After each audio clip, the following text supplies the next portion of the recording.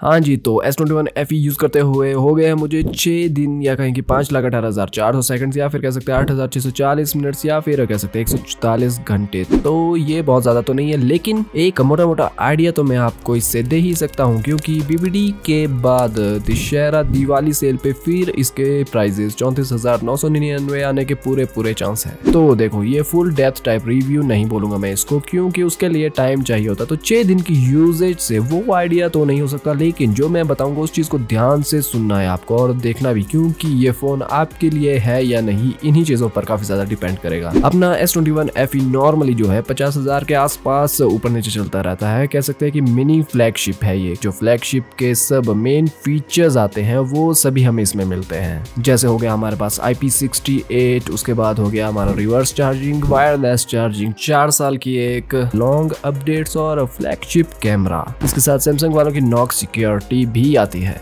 तो ये सभी चीजें मिलकर बनाते हैं एक स्मार्टफोन को एक फ्लैगशिप स्मार्टफोन। तो बातों की शुरुआत इसके बारे में मैं करूंगा इसकी बिल्ड क्वालिटी से, जो कि है मेटल बॉडी के साथ ही आता है। फिर पीछे पैनल हमारा प्लास्टिक पॉलीकार्बोनेट है, लेकिन सस्ते वाला प्लास्टिक ये नहीं है, बता देता हूँ।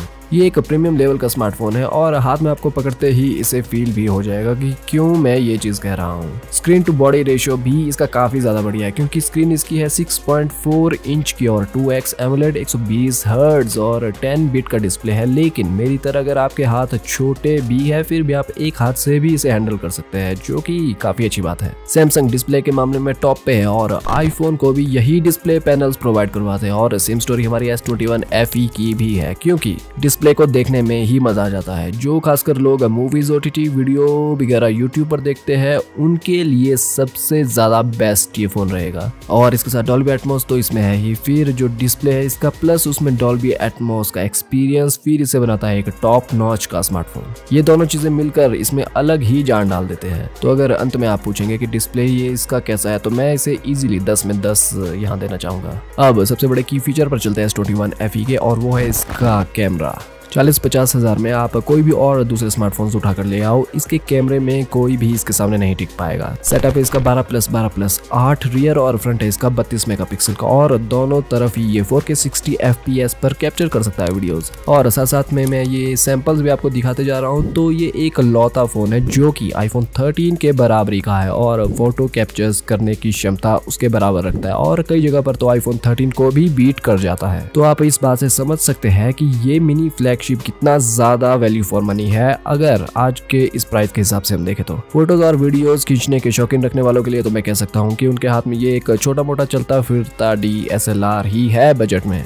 फोन का इंजन है ये Exynos 2100, वही सेम चिप जो कि 21 अल्ट्रा फ्लैगशिप में यूज हुई है। तो आप मान के चल सकते हैं कि ये पावर के मामले में स्नैपड्रैगन 870 और स्नैपड्रैगन 888 के बीच में कहीं पर बैठती है। एक नॉर्मल बंदी की normal day to day usage में तो वैसे भी ये आंख बंद करके आप इसे चला सकते हैं। जो मर्जी जैसे मर्जी आप चीजें इस पर फेंको, ये आराम से उन्हें हैंडल कर लेगा। गेमिंग की अगर बात आए तो यहाँ पर आपकी कैजुअल गेमिंग जो नॉर्मल गेमिंग आती है उसमें भी कोई सीन नहीं है। आप किसी भी तरीके की कोई भी हैवी गेम इसमें खेल सकते हैं। हाँ, लेकिन एक हार्डकोर हैवी गेमर की बात आए तो उसके लिए S21 FE नहीं बना, और ये चीज तो आप आराम से जानते ही होंगे। और हाँ, गेमिंग से मुझे एक बात और याद आई, जो कि है हीटिंग। इसके बारे में काफी सुनने में आता है कि ये फोन जो है काफी इजीली हीट कर जाता है। तो हाँ, बिल्कुल हीट ये करता है, पर प्रश्न यहाँ पर यह आ जाता है कि कितना हीट।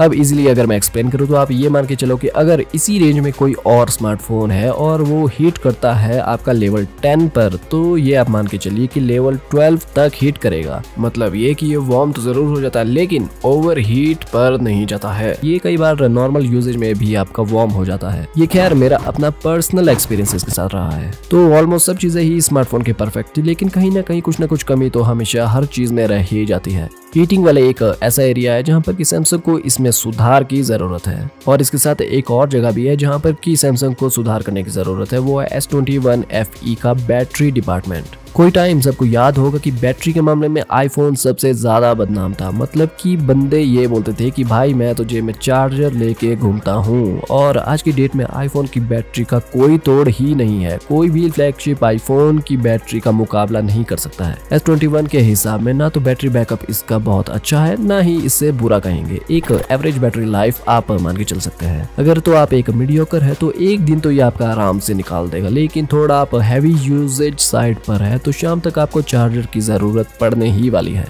लेकिन एक फीचर इसमें दिया गया है जो कि है बैटरी एडेप्टेशन। तो हो सकता है कि समय के साथ साथ ये आपकी यूजेज के हिसाब से अपने आप को एडेप्ट कर जाए और थोड़ी और ज्यादा बैटरी लाइफ निकाल के हमें दे। इसका चार्जिंग टाइम 25 वॉट के चार्जर के साथ मेरे पास लगभग 1 घंटे के आसपास रहा, 1 घंटा 5 से 10 मिनट के करीब। लेकिन इस पर अभी पूरा कुछ टाइम बाद ही मैं क्लियर चीज बता पाऊंगा। इसके साथ ये सैमसंग वाले चार्जर देते नहीं है, ये चीज ध्यान रखना आपने, क्योंकि ये एप्पल वालों के नक्शे कदम पर अब चलने लगे हैं। तो आपने 1000-1200 तो चार्जर के लिए एक तरफ ही तैयार रखना है। सैमसंग वन UI में S21 FE के लिए काफी फ्लेक्सिबिलिटी और कस्टमाइजेशन के लिए भी काफी अच्छे ऑप्शन है। लेकिन अगर आपको अपने पिछले फोन की आदत होगी तो थोड़ा आपको यूज टू होने के लिए वन UI में थोड़ा टाइम लग सकता है मेरी तरह। और जब कोई 35 से 50 हजार का बजट डालता है फोन पे तो मैक्सिमम उस फोन के चांसेस ये होते हैं कि बंदा चाहता है कि वो 3 से 4 साल कम से कम तो उसे चलाए ही चलाए, और 4 साल की अपडेट्स हमें आराम से इस फोन के साथ मिलती है। तो मैं ये कह सकता हूँ कि ये एक लंबी रेस का घोड़ा है।